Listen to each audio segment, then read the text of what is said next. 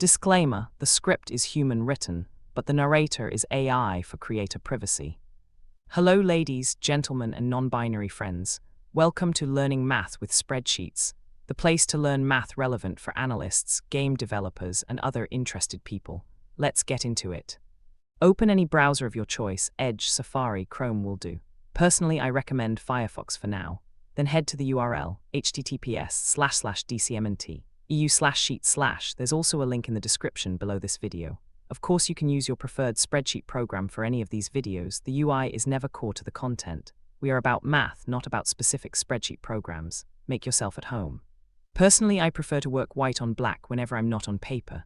So let's set that up, clicking some notifications just out of the way for now.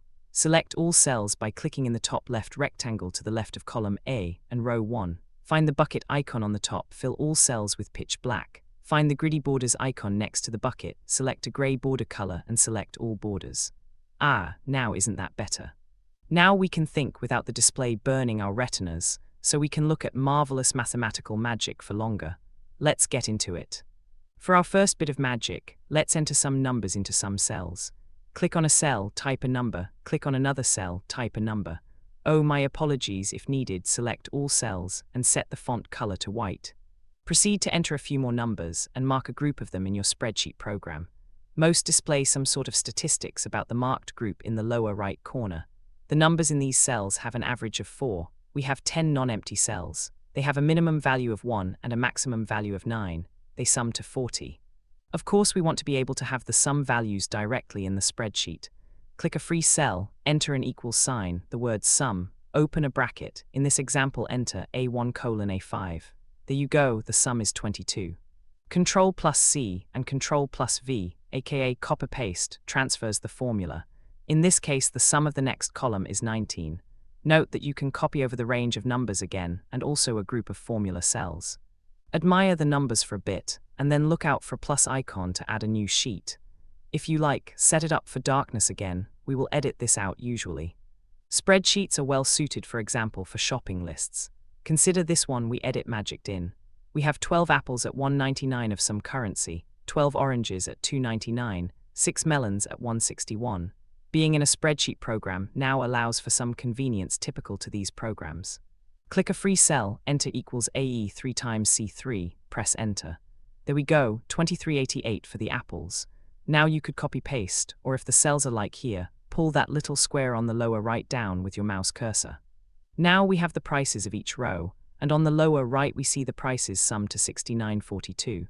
To get that value inside a cell, click a free cell, and enter sum of D3 to D5, or how appropriate to your cells. You should get the same sum as before. After adding a 25% tariff, this amounts to 86.47. One of the more magical features of spreadsheet programs is when they infer a sequence correctly. Fill 3 cells in horizontal or vertical order with consecutive numbers like 1, 2, 3. Now mark all these cells. Find the little square in the lower right, or maybe a circle in your program, and pull it down a few cells. What do you get? You should expect to get the logical upward counting continuation. It is standard across quite a few spreadsheet programs. Usually you can even pull across multiple columns. Just take care. Usually the sequences are inferred by linear interpolation, so the result might not always be what you would expect. To give you a taste of a somewhat more advanced operation in spreadsheets, consider this list of unsorted letters, each belonging to a number. Let us sort the letters by writing their numbers down in sorted order, enter some magical formula, and find the letters magically rearranged. You should probably listen to them, those seem like very smart letters. Let us consider a few basic operations on numerical cells. I have filled the left 2 columns with some random values. Now we can either add them or multiply them, turn a number negative, or divide by a number. And even though it could be argued that math often is the magic of dividing 2 zeros and getting something interesting, dividing anything not equal to 0 by 0 will always and forever be undefined. Put more pragmatically, if you want to equally share some work among volunteers, then there's only an issue if there is some work and no volunteers. There isn't necessarily a problem with no work and no volunteers. And the usual case is some work for some underappreciated volunteers, anyway. Let's get back to spreadsheets. You might wonder what happened to this one. Consider the uniformly highlighted rightmost column and lowest row. then each cell in the top left range is filled by the addition of the cell belonging to its row and column, respectively. How did we pull this particular visualization off? This is somewhat specific to this particular spreadsheet program, but they all have similar functionality. Let's start from an empty sheet and go through how that table was built for practice. First, head for the 11th row and its first column AE, enter 1. Second, head for the second column B in the 11th row, enter 2. Third, mark both cells and pull to the right to get 1 to 10. Do the same in column K, fill in 1, 2, pull down. Now to a fundamentally spreadsheet trick. This is not math in any way, but all spreadsheet programs care about dollar signs. To understand where they are used, go to the top left cell. If you are already somewhat familiar with spreadsheets, you know that you might want to press Enter, an equals sign, click the cell in A11 and then the cell in K1, and you get 1 plus 1 equals 2. Thank our almighty tech overlords that we have software to clear that up for us. Now you might be inclined to just pull that cell. Do you see the error? So how about now? To check what the issue is, let's check cell B2. What you will find is that too many things have moved. What says L2 should be K2, what says B12 should be B11. Let's return to where before the trouble started, to the top left cell. As we just saw, we don't want the row index to move, i.e. the number 11, and we don't want the column index to move, i.e. the letter K. So to fix 11 and K, we prefix them with a dollar sign. In plain English, nail down the things with a dollar if you don't want them to move when pulled.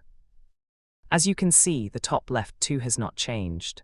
The change only becomes apparent if we pull to fill the row and the columns. There you go, a correct addition table. We can do the same for multiplication.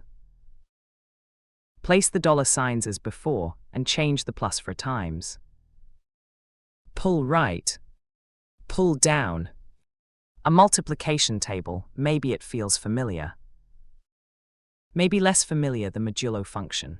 It's defined as the rest that remains after integer division of the first by the second argument. In particular, the row and column belonging to 7 become 0 when the multiples are taken modulo 7. That's either completely new or completely obvious to you at this point, and both are okay. Now for the software-specific part. Everyone calls it conditional formatting, but different software can do different things. Specifically in this software, we chose the data bars option in green. Let's get right back into the math. Did the modulo function leave you curious? Let's explore it with spreadsheets. Add a cell, maybe an N1. Pick differently if you want to. Set a value, for example 7. Click the top left cell, multiply with dollars like before, and change the second parameter to the cell address with both the letter and the row number prefixed with a dollar sign. So now do the double pull. Now be ready for some digital magic. Change the 7 to something else, not 0. Play around with something larger.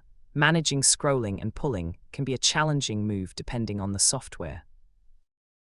I have been asked whether I'm doing art when patterns like this emerge. I would not consider this art. It's not human-made in the strictest sense. It's not a matter of conscious decisions whether this pattern exists or not. It just is.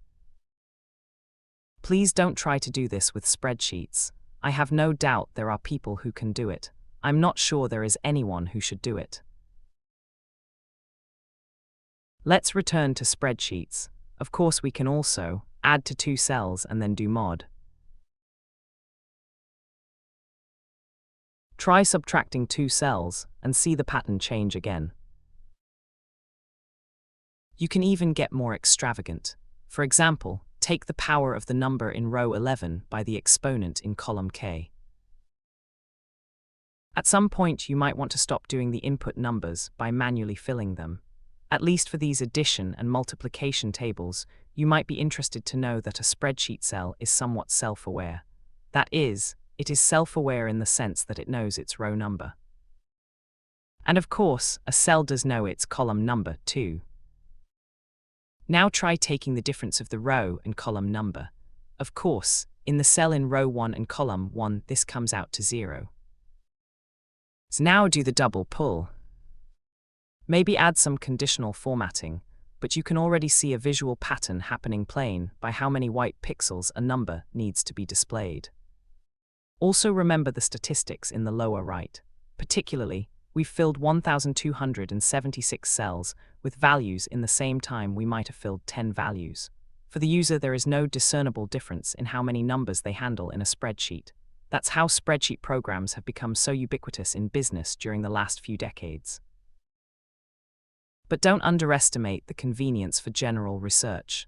For example, pick any table on any web page. You can probably copy-paste it into your spreadsheet program with minimal effort.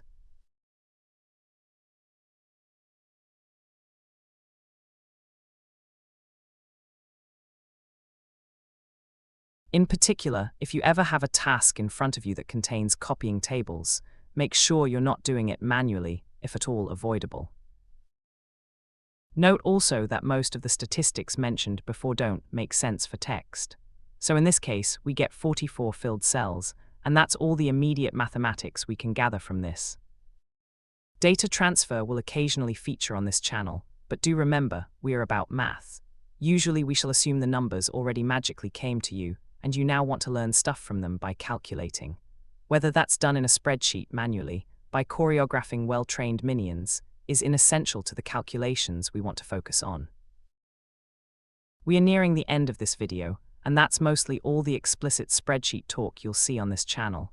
Promise to be more mathematical very soon, but let's take a second to appreciate what we have covered in this video. We have talked about basic data entry, copy-pasting, and the more scalable pulling of cells. We have discussed how to be careful while pulling cells, but we have spent far more time having pretty patterns generated for us. You might want to consult Wikipedia on integer division, or try it out in a programming language like Python. There's a lot of fun to be had with just plain old integers. But of course, we've also discussed shopping lists and billboard charts. If that fits with your habits, you could probably enjoy entering your weekly supermarket bills by item counts, individual and total price. You could also pull a CSV of your banking transactions in the last few months and sort through them far more cleanly in a spreadsheet. The applications are so numerous, they might as well be infinite. But speaking of personal data like shopping carts or transactions, take some care of where your spreadsheet is. If you're using local spreadsheet programs like an ancient Excel, the modern LibreOffice, NextOffice and the like, or something more barebones, you'll be fine. Mostly, if you know where the file is located on your device, it's probably somewhat safe of prying eyes. My darling dearest listeners, this is the end of the video. Don't forget to like, comment and subscribe. We'll try to keep an eye out for your pressing math questions. Thanks for tuning in, be safe and well, and see you soon.